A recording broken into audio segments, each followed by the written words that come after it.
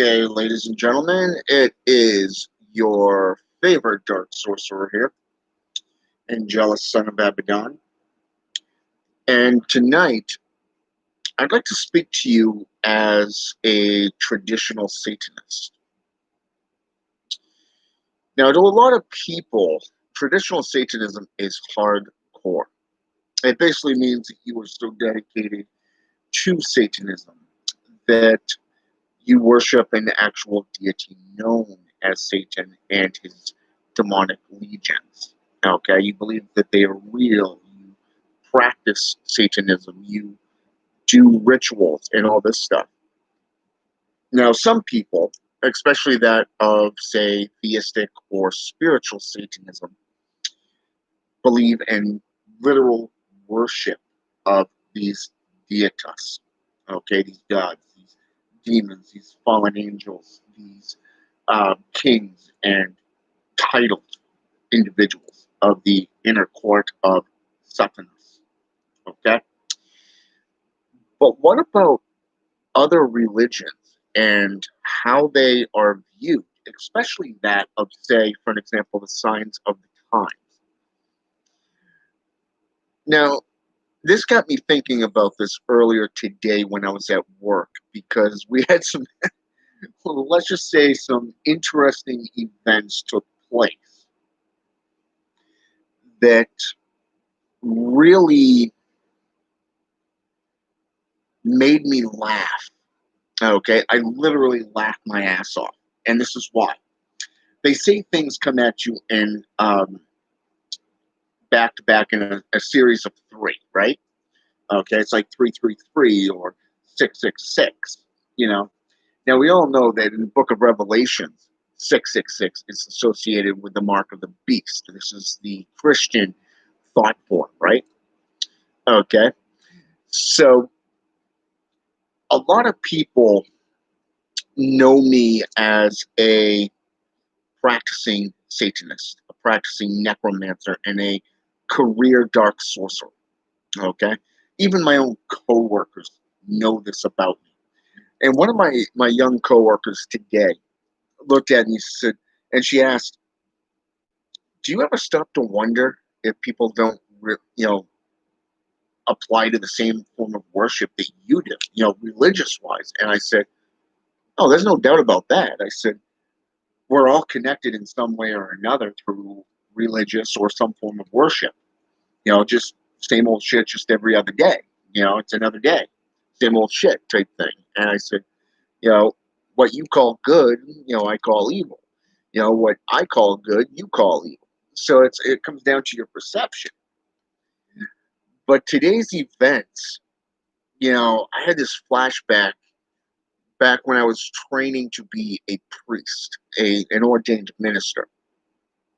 And this is like 10 years ago.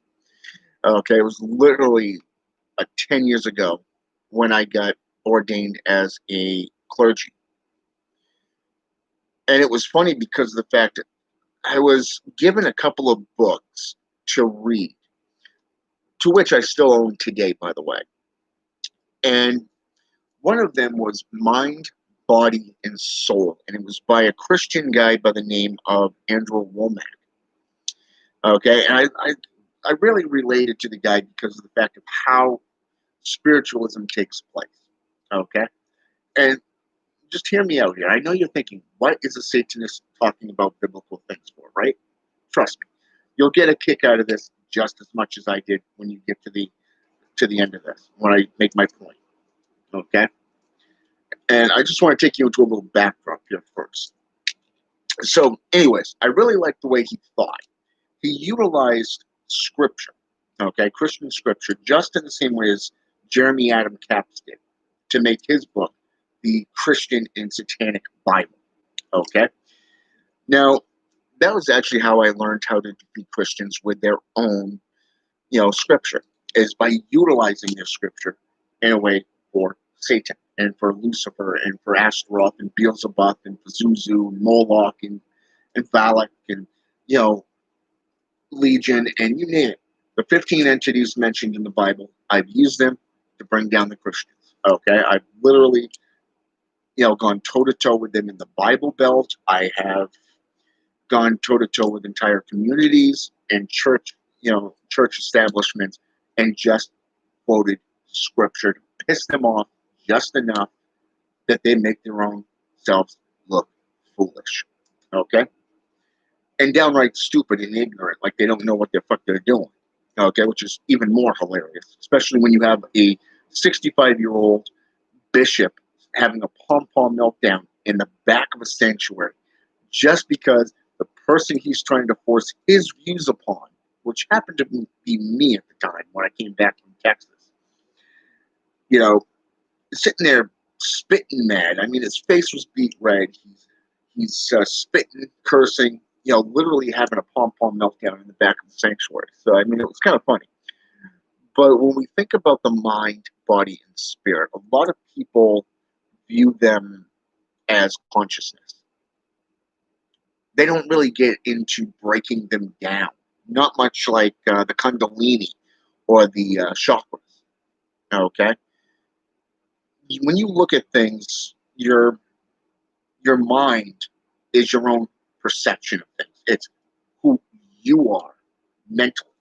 Okay, your spirit is that of your star sign, your zodiac.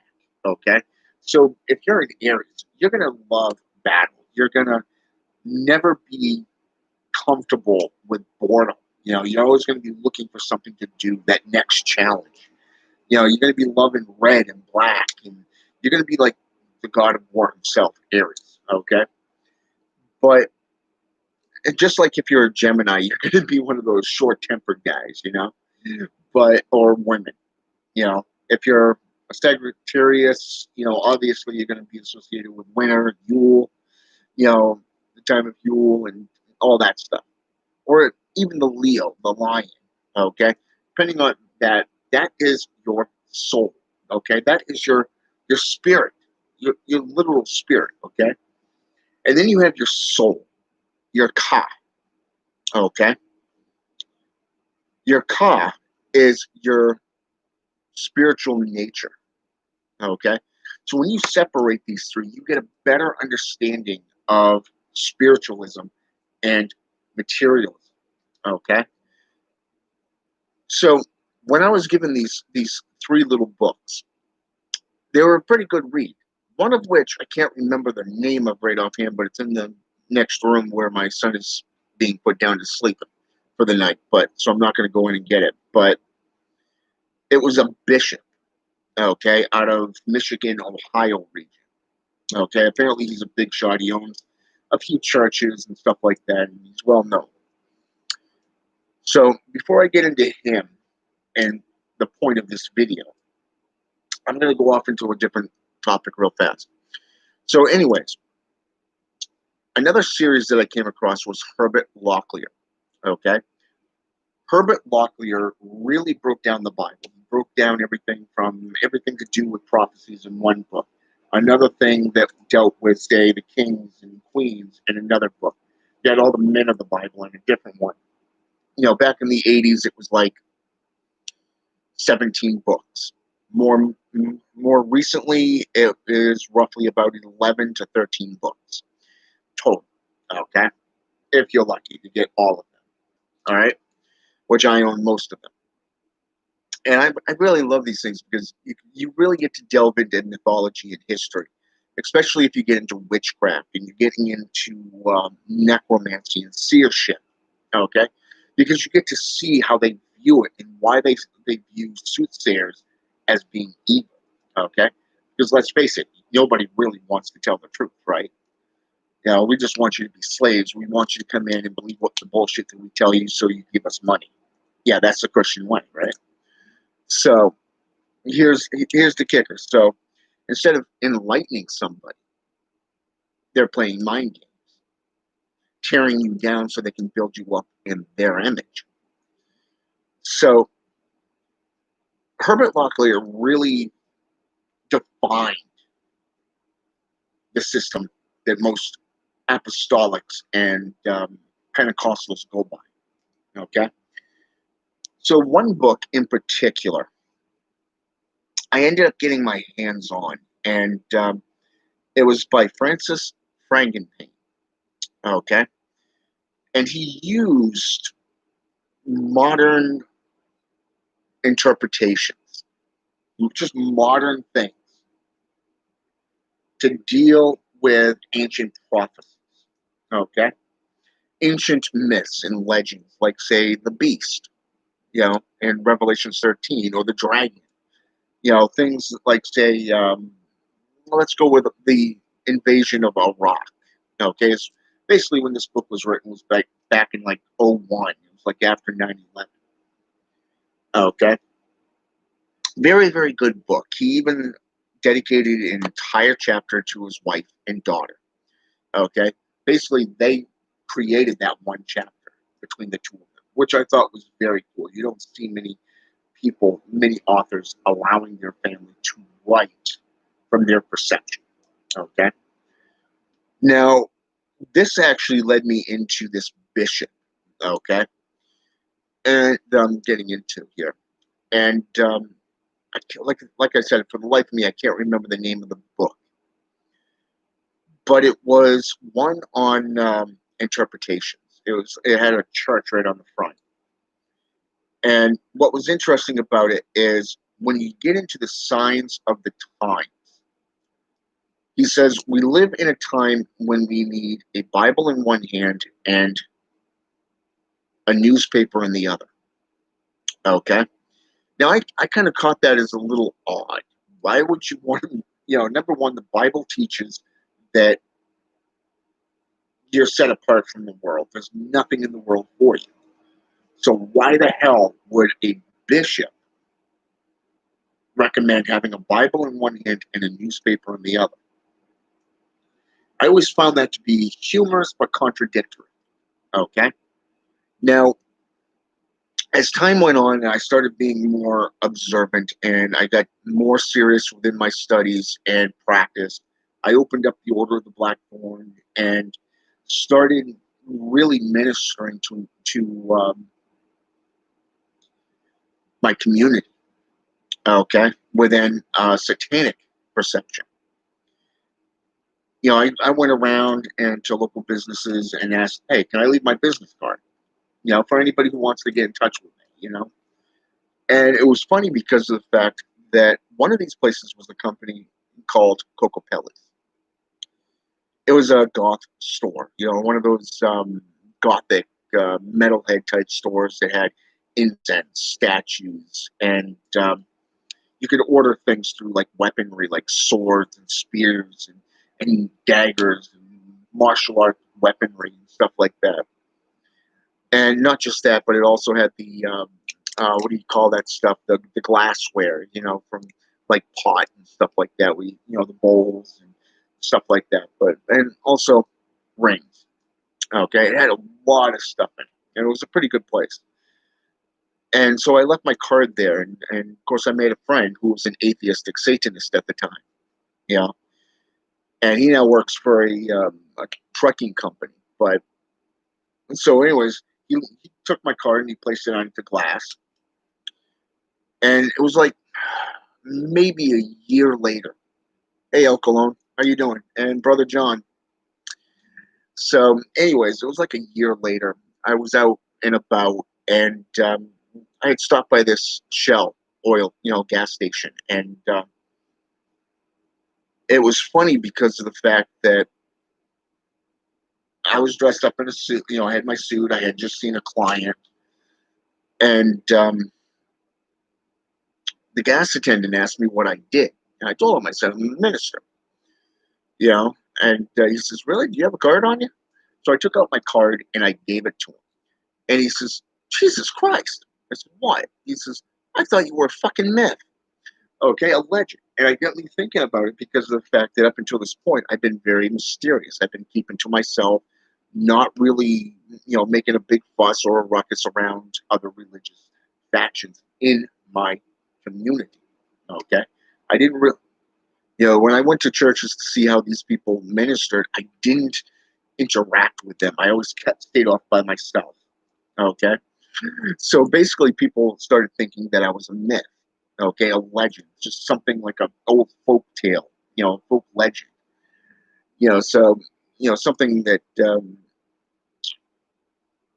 bedtime stories are made out of. You know, so I thought it was kind of cool. And so I started thinking about this one book, this one verse where it says, "You need a newspaper in one hand and a Bible in the other." So wherever I went, I always carried the Satanic Bible with me. Even when I went down to Tucson, Arizona, or even to Clarksville, Texas, you know, it didn't matter. Even Cincinnati. I mean, I had this ex friend of mine that I went down with, and she says, "Bring the downtown Cincinnati, Ohio." Okay, Cincinnati, Ohio. I left the keys in the ignition, the windows down, and she says, "Aren't you afraid of having your car stolen?" I said, "What's in the front seat?" She says, "Satanic Bible." I said, "Would you steal a car with that in the front seat?" No. I said, "There's your answer. It's better than one of those little sticks you put on the steering column." So, anyways, as time went on, I started paying attention to more worldly things. I started paying attention to the hypocrisy, the duality, the conflicts and the drama, the subdivisions. And most importantly, I started paying attention to the governments and how they handled things. And it was kind of funny because a lot of Christians, when they really cannot pin down what the mark of the beast is. In witchcraft, it's, according to the Catholic Church, it is something found on a witch's body, like a mole or a birthmark, something that is unnatural. Okay, and at least that's what the book of the witches, that they went by. And it was kind of funny because you there's been a lot of talk about it being an implant. Okay, another is thumbprint. Another one is facial recognition type stuff, which is considered to be the mark of the beast. Okay, and no matter where you go in the United States, you see this. Okay, and you got down south, the Southwest, you're using thumbnail, your thumb. Okay, that you have to scan, especially if you want to go in for like food stamps or some form of benefit. You know, up here in where I am in Maine, right now, you have if you go in for an EBT card or a license or whatever, you literally have your mug plastered on it. Okay, it's kind of like to prevent identity theft. At least that's what they call it. And it's like, now you just want to know who's doing what and with what. Okay. And then when you go down to the southeast, you're actually having those little implants put into your hand. Okay. So you're really seeing the four corners of the United States really delving into these myths of what is believed to be the mark of the beast. So as I was saying at the beginning, a Bible in one hand and a newspaper in the other. Okay. The book of Revelations, chapter um, 13, starts off with Lilith. Okay. The woman arrayed with the finest young how should I say this, apparel with all the jewelry and gems and stuff like that. Okay, that's verses 1 through 10. And when you get to the very end, the mark of the beast is numbered as 666, right? And then if you go back into the books of Moses, which is in the Old Testament, you have what is known as the Book of the Law. You'll go back even further to the Book of Exodus, the Book of Numbers, and you see Moses going up onto the hill, out into the wilderness after he left the Pharaoh, and all of a sudden you got this burning bush, right? So, okay. So what's ironic is you don't really think about a lot of things when it comes to signs, symbols, and omens. So we know, I know through my own personal studies, the, the Garden of Eden was in the southwest, up by the Persian Gulf, okay, Kuwait region of Iraq, okay. That's where it was. Now, according to Christian belief, it will reappear in Israel, okay, Israel, all right. So I find that a fraud, but everything you see in the Bible is what the world is doing right now. Okay, there, everything from Trump to government to legal systems, it's all biblical. Okay, but what about companies that you work with, things that you deal with on an everyday thing? Now, every so often you get the number 666 or 333. You know, when especially on the job. Okay, well today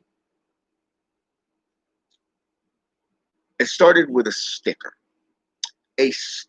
on a drink, 666. Then you had six individuals. So right there, it went from 6 to 66. Okay, 666. Okay, six sins of a man. 66 seals. Okay,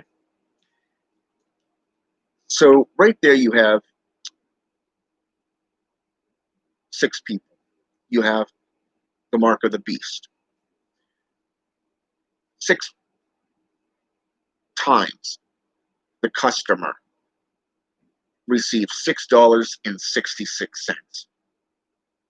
Ironic, isn't it? It's freaking hilarious. 6 6 right there. 666 right in a freaking row. 6 times 6 6. Okay, so that's 666 three score. Okay, so right there again, the law of three. Okay, so everything comes at you in threes. Now, what really topped this off, not only did I have the number 666 that I handed up to a customer, the number on her drink, but six people who received $6.66 in change. Okay. But to top it off, had a customer come through the drive through and told me that there was a bush on fire. A freaking burning bush. Freaking hilarious. And of course, I found it humorous. I found it, laughable because so many, I mean, you can't, number one, you can't make this shit up. Okay. You just can't. All right. But to see how it plays out in such a manner,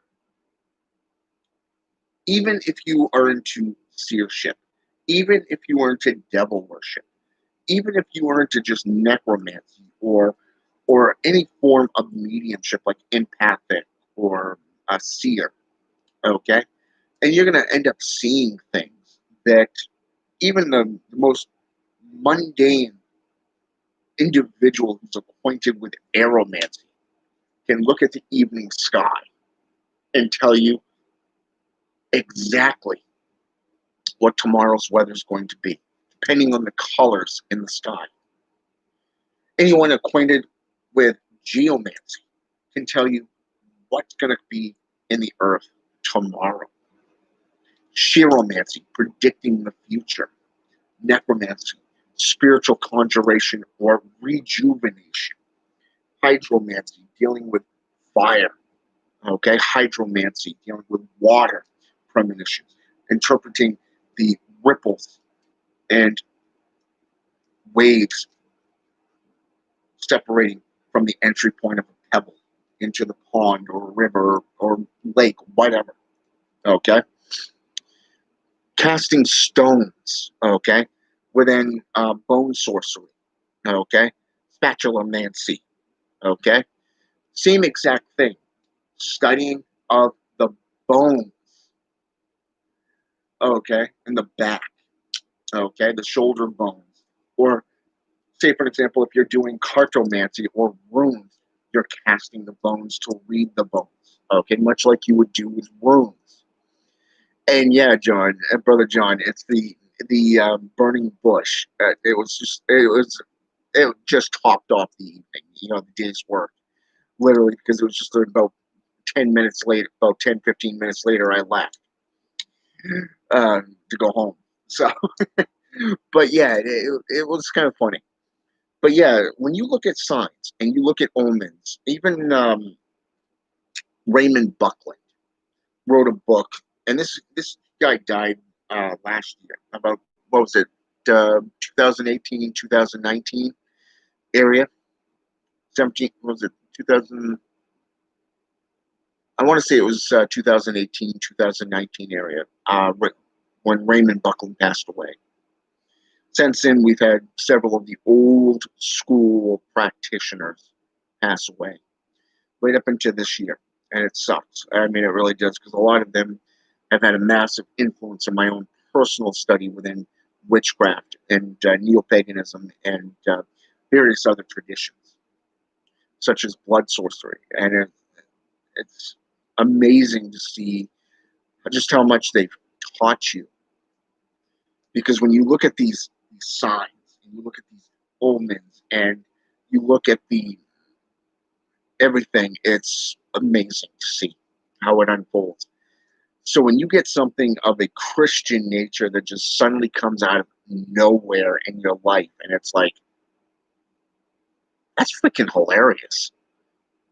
I mean, people are, getting freaked out. I mean, I've had customers that sit there and, they want to pay for another drink because they don't want something with a number 666 on it. Or, they don't want change. They want to add something to their order because they don't want to get 666, back in change, dollars and change, and it's just funny to see how superstitious people really are. Okay, I was watching customers coming through the drive-through today, and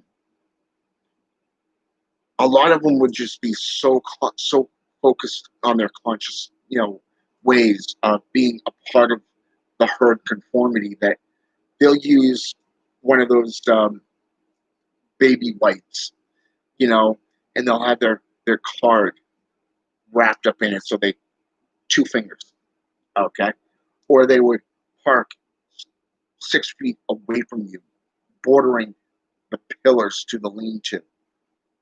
So you have to literally reach out through the window when you get this plastic thing over it, you know, just to try to get. And then you're the bad guy because the drink, tips over in the plastic tub, or you drop their credit card on the ground, and they get so upset over it. And it's like, yeah, it is that sign of the times, isn't it? Because even Sylvia Brown predicted the this type of plague. It's let's just call it what it is, the pandemic. What everybody's so scared of. And it's funny because at this point, it's no longer about the disease. It is no longer about the illness. It is about control, herd conformity, and Christians are most likely sitting in their homes or in their little sanctuaries praying against the mark of the beast, because this is the end times. I had a customer look at me tonight and ask me exactly what I thought about the end times. Do you believe this is the end times? Are we living in the end times?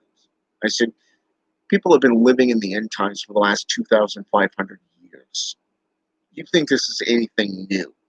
It's not. You're seeing the same duality going all the way back to the Dead Sea Scrolls.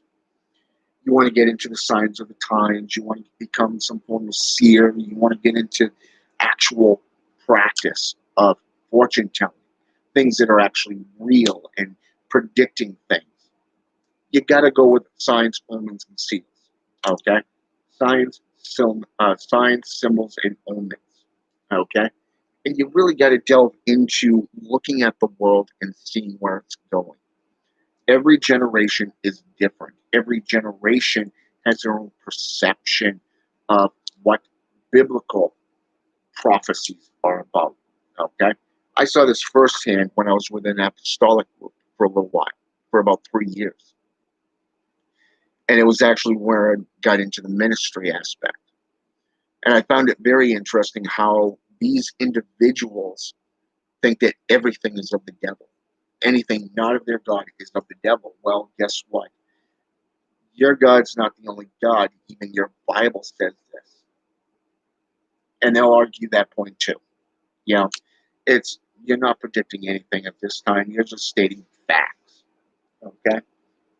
And it's very interesting to see their fears. It's very interesting to see how scared the public really is. Because they're being led to believe something that is not true. Okay? They're being led like sheep, cattle to the slaughter. And they don't even see it.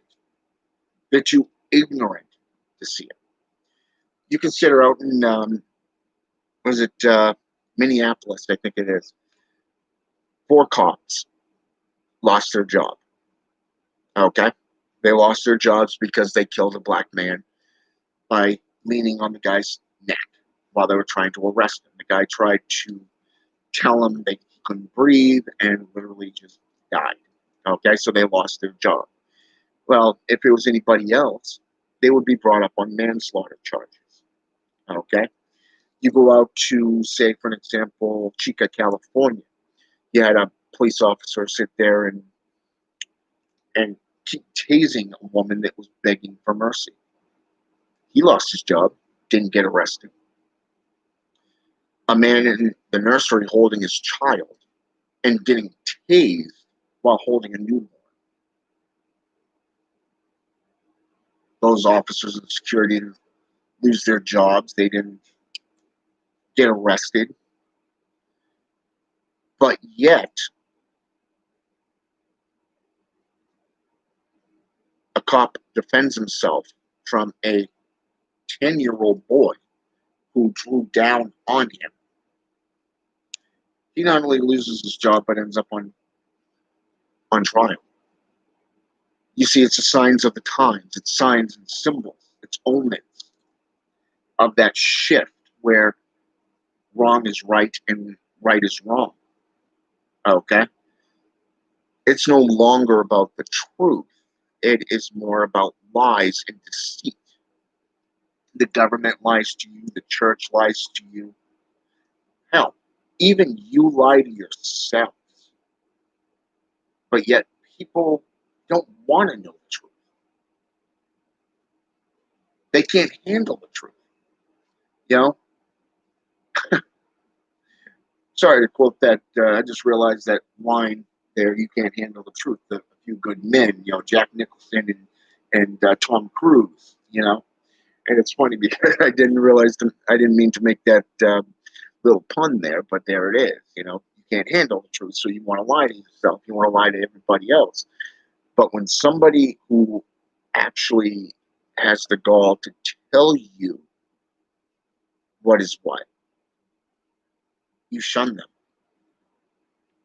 I had this client that was so afraid to reach her hand into that bin to just pick up a straw because she's afraid of a little bitty cold, a little bitty possibility of contracting a virus.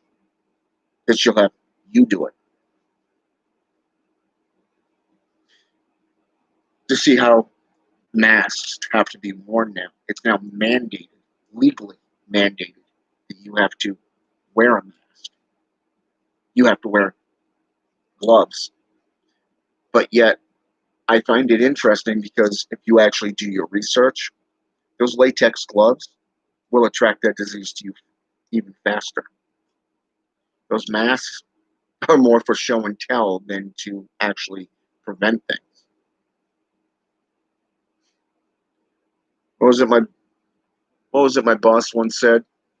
Oh, right, we're just ahead of the curve. Show and tell, nothing more. Signs of signs of the times. There's no work.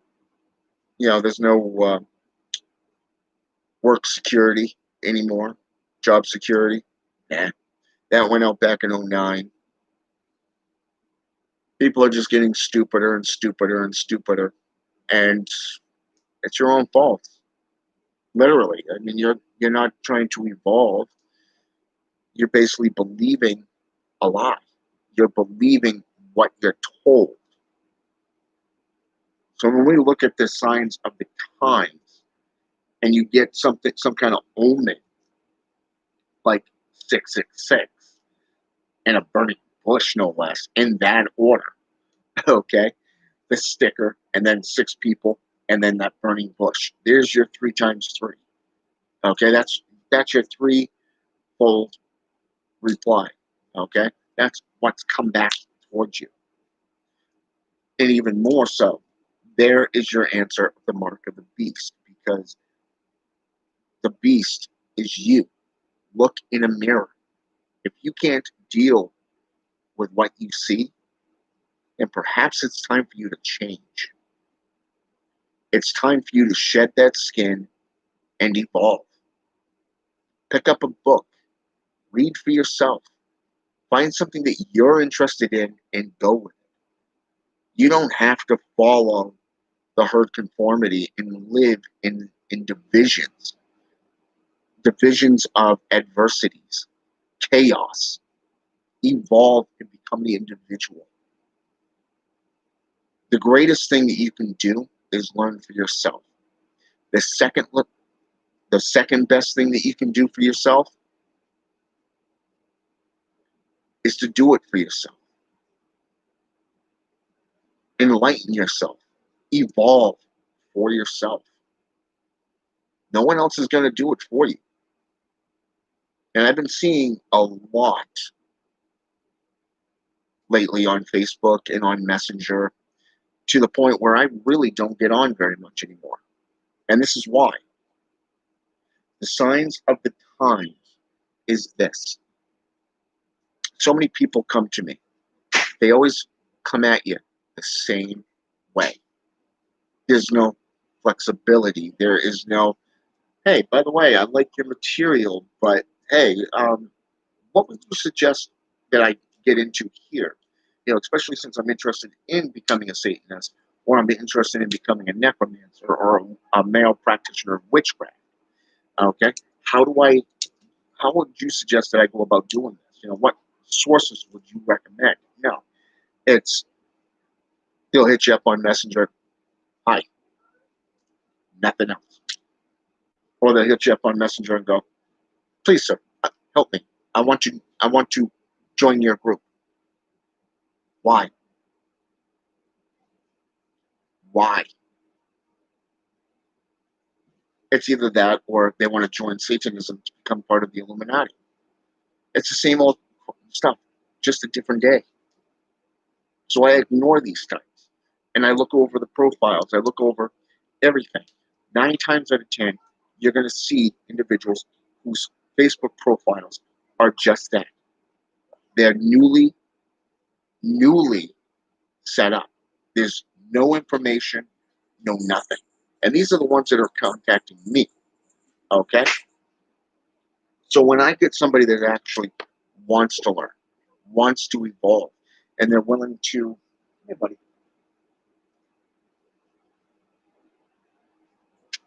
good night, buddy.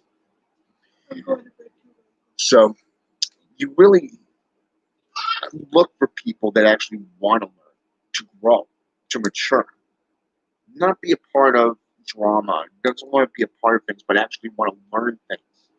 The seven forbidden arts, the seven forbidden practices. Those who are not afraid to roll up their hands and get their hands dirty. These are the individuals that I look for. Okay? And their works, their posts, everything about them will scream this. And what's interesting is, with everything going on, I've been praying a lot and worshiping a lot, but also doing rituals a lot to Zashira. Okay? And what's interesting about this is that I did a ritual this morning. I went in, I lit some incense. I lit, you know, the charcoal, one candle, a tea leaf candle, and I just said, I just started, I just said one little phrase, one little whisper, and like I said, right up, right up out of the blue when I got to work, had to take a bill, go into the manager's office, and have it broken down because I didn't have it in my drawer. And since then, it was just one sign, one symbol, one omen after another, all freaking day. And 666 was the most used number throughout today. And then that burning bush right at the beginning, at the end, it was like, bam, that is a sign. Okay. I would say Lucifer just said, guess what? The time is now. And you know what? I'm listening. I can't speak for anyone else. But I wanted to share this with you guys today. I wanted to share this with you tonight and just say, hey, this is what goes on when you look into numerology, astrology, when you look at the seven forbidden practices, and you actually are a practitioner of these practices, these forgotten and forbidden rites. Okay? These arts that are so that people fear to practice because they've been told will lead them to hell. Well, guess what? Step up or step down. Plain and simple. Because you can't do both. Have a good night. And I hope you take my words to heart.